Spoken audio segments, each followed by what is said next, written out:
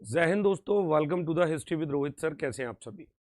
देखिए, आज की क्लास हम स्टार्ट करेंगे, लेकिन उससे पहले 10 मिनट आपके आगामी जो जून की परीक्षा है, उस जून की परीक्षा से रिलेटेड कुछ ऐसी इंफॉर्मेशंस हैं जो आप लोगों को जानना बेहद ज़रूरी है।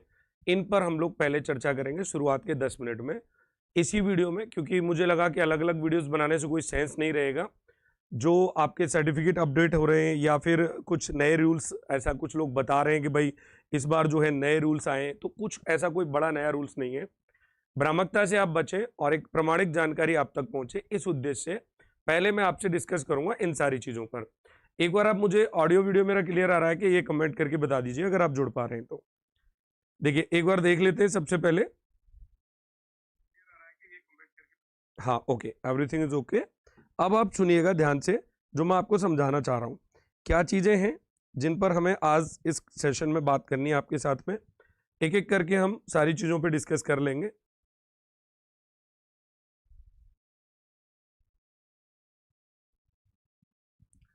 सबसे पहले ये जो डेट्स हैं आपके सामने, आपके यूजीसी नेट जून 2026 के जो फॉर्म है, जून वाले जो फॉर्म है आपके 2026 के, वो आउट हो चुके हैं।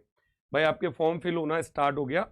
अब देखिए, ऑनलाइन आवेदन 29 अप्रैल से ही स्टार्ट हो गए थे कल से, और 20 मई 2026 रात 11:50 तक ये आपके ऑनलाइन आवेदन चलने वाले हैं। दूसरी बात है कि फीस जमा कराने की अंतिम तिथि आपकी 20 मई 2026 रखी गई। फॉर्म में सुधार के लिए करेक्शन विंडो जो आपको मिलती है वो 22 मई से 24 मई 2026 रहेगी। एग्जाम की डेट, मेन टारगेट आपका ये रहेगा 22 जून 2026 से और 30 जून 2026 के बीच में आपका पेपर होना है।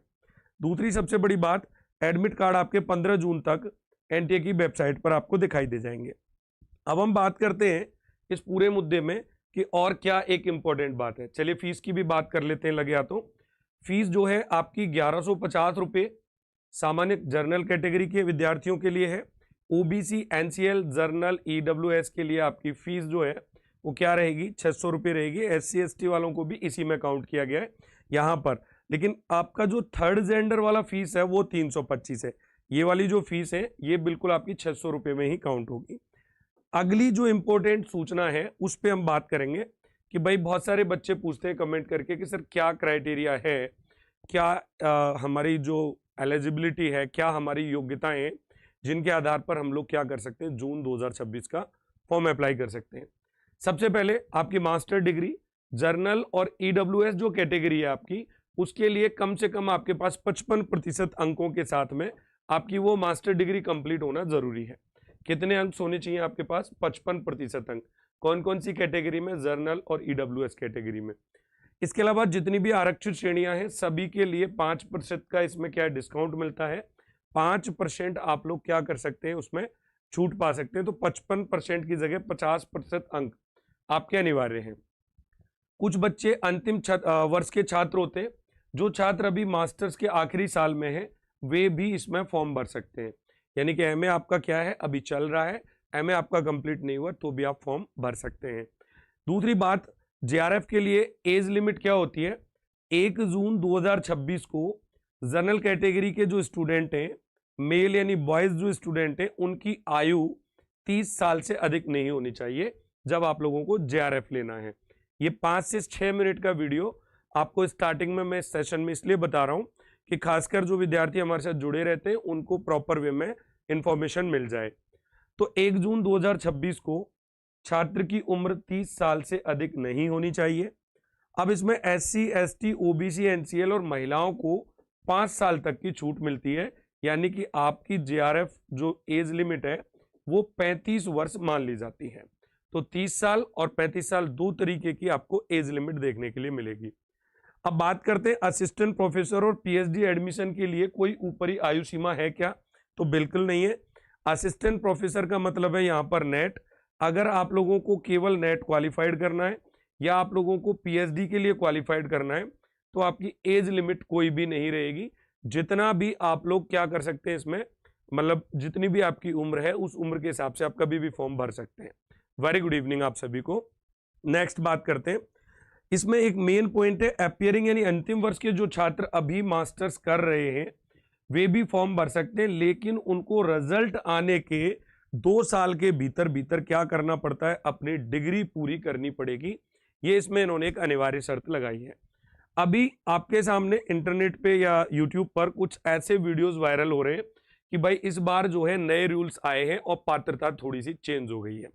अब समझिए इस बार जो रूल्स आए हैं उन रूल्स में सबसे बड़ा एक मुद्दा ये है कि अगर आप जर्नल कैटेगरी के हैं तो आपका जो सर्टिफिकेट है वो जर्नल का है।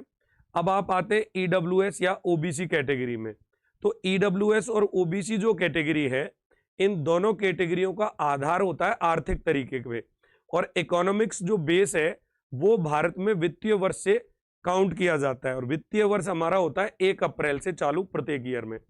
अब इस बार का जो 2026-27 का वित्तीय वर्ष होगा वो 1 अप्रैल 2026 से स्टार्ट होगा।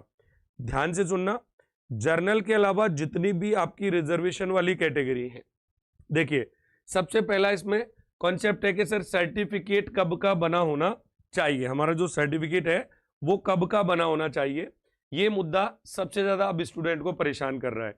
तो ओबीसी और एनसीएल सर्टिफिकेट के बारे में बात करें तो उम्मीदवार का नाम केंद्रीय सूची में होना अनिवार्य है। यानी आप अपने स्टेट में ओबीसी हैं लेकिन आप लोग कहां पर है, केंद्र में ओबीसी नहीं है, तो आपको प्रॉब्लम आएगी। आपको केंद्र का ओबीसी और ईडब्ल्यूएस सर्टिफिकेट सबमिट करना है। कई बच्चों के आज मैसेज आए कि सर मैंने 2 महीने पहले अपना सर्टिफिकेट बनवाया था ईडब्ल्यूएस का, क्या वो वैलिड होगा? तो अब इन्होंने क्या कहा है कि 2 महीने पहले आपको बनवाना ही नहीं था। ईडब्ल्यूएस का सर्टिफिकेट और ओबीसी का सर्टिफिकेट आपकी फाइनेंशियल कंडीशन के आधार पर तैयार होता है।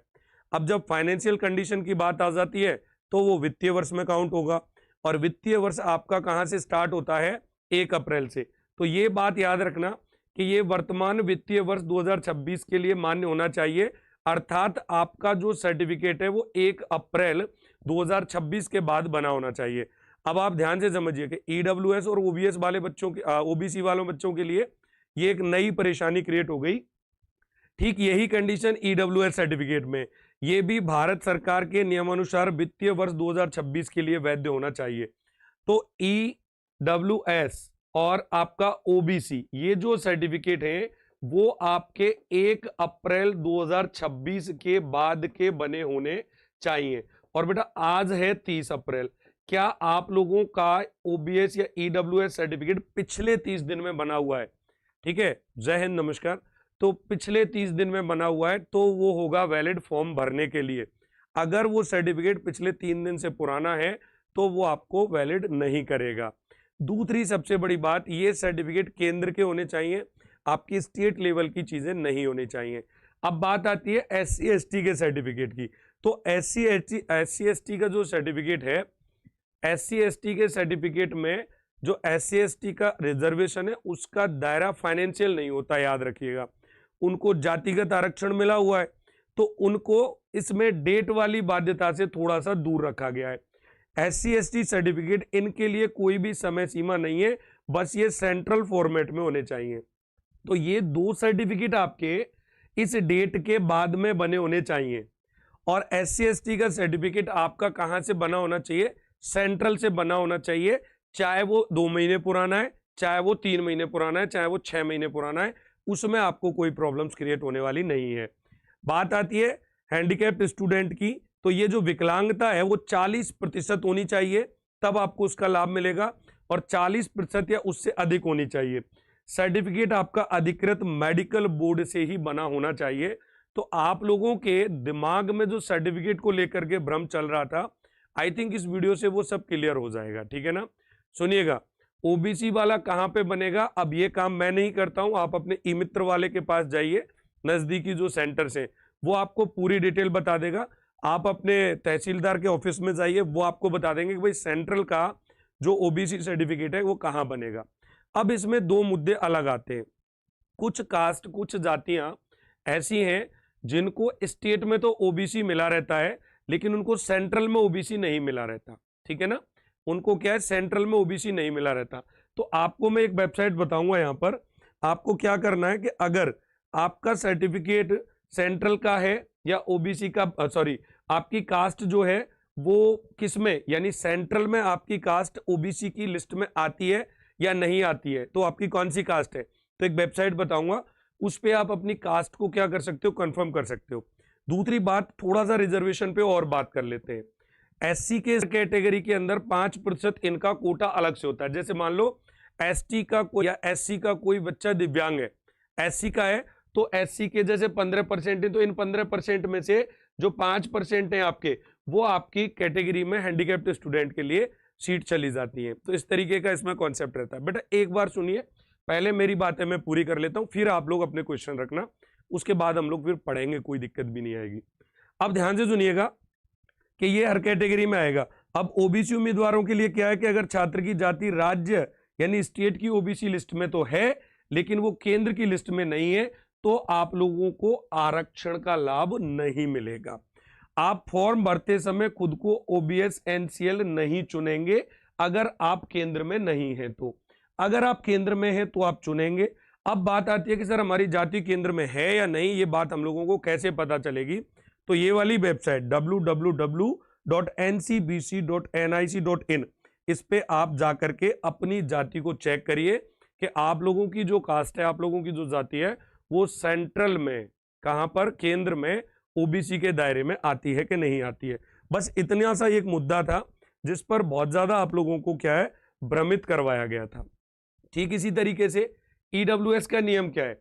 सामान्य वर्ग के छात्रों को जर्नल ईडब्ल्यूएस को कितने प्रतिशत आरक्षण मिलता है? 10% आरक्षण मिलेगा। लेकिन इनके पास भी सरकार द्वारा तय नियमों के अनुसार एक वैध सर्टिफिकेट होना चाहिए। और तय नियम किस बात पर तय होते हैं? आर्थिक आधार पर। और आर्थिक आधार कहां से स्टार्ट होता है? वित्तीय वर्ष से। और वित्तीय वर्ष कहां से स्टार्ट होता है? 1 अप्रैल से। तो फाइनली मैं पहले भी बता चुका हूं, ईडब्ल्यूएस और ओबीसी के स्टूडेंट के पास जो सर्टिफिकेट है वो 1 अप्रैल 2026 के बाद का बना होना चाहिए। दिव्यांग श्रेणी में भी कहानी यह है, दिव्यांग कोटे का लाभ तभी मिलेगा जब विकलांगता या तो 40% न्यूनतम है या उससे अधिक हो, और उसका भी अधिकृत अधिकारी द्वारा आपके पास एक प्रमाणित सर्टिफिकेट हो। फॉर्म भरने से पहले अपनी कैटेगरी और सर्टिफिकेट की जो जांच करनी है आपको, वो केंद्रीय नियमों के हिसाब से करनी है, ना कि सिर्फ और सिर्फ राज्य के नियमों के हिसाब से। अगर आप राज्य के नियमों के हिसाब से करते हैं, फॉर्म फिल करते हैं, तो फिर आपको सेंट्रल में अगर वो चीज अलाउ नहीं है तो आप जर्नल में काउंट हो जाएंगे, आपकी मेरिट बहुत ऊंची जाएगी, फिर आपको आरक्षण का लाभ इसमें नहीं मिलेगा। और है क्या इसमें कुछ? बस इतना ही है, ठीक है। तो बड़ी कोई चीज इसमें हमने रखी नहीं है, केवल इतनी सी बात थी। इन चीजों को आप लोगों को रखना है पूरे तरीके से ध्यान। अब आप बताइए, मैं क्लास स्टार्ट करूंगा, अगर आप लोगों का कोई सवाल है इस फॉर्म फिलिंग से लेकर के तो आप मुझसे पूछ सकते हैं। मैंने इसी 5-7 मिनट में आपको मोस्ट इंपॉर्टेंट डेट बता दी, आपके एलिजिबिलिटी बता दी, आपकी जो है योग्यता अपियर स्टूडेंट की भी बता दी, सारी चीजें मैंने आप लोगों को बता दी। अब आप लोगों को क्या करना है, अगर आपका कोई क्वेश्चन तो आप मुझसे कर सकते हैं, अगर क्वेश्चन नहीं है तो हम फिर पढ़ सकते हैं। बताइए, क्लियर हो गई सारी बातें? अगर आप लोगों का कोई क्वेश्चन है तो आप पूछ लीजिए, क्योंकि फिर चलती हुई क्लास में इस बारे में डिस्टर्ब मत करना, ठीक है। Last 15 minute 10 minute. हाँ, एक और इसमें नई चीज भी आई है, उस नई चीज पे भी बात कर लेते हैं। देखिए, एक नई चीज भी आई है, नई चीज पे भी बात कर लेते हैं। इस बार आपका जो फोटो है, ठीक है ना, वो पहले आप क्या लगा रहे थे? पासपोर्ट साइज फोटो लगा रहे थे। इस बार आपका पासपोर्ट साइज फोटो नहीं लगेगा। एक ऑनलाइन एप्लीकेशन आता है डिजी लॉकर के नाम से, ठीक है। तो आपको अपनी प्रोफाइल डिजी लॉकर पर बनानी होगी। क्या करना होगा?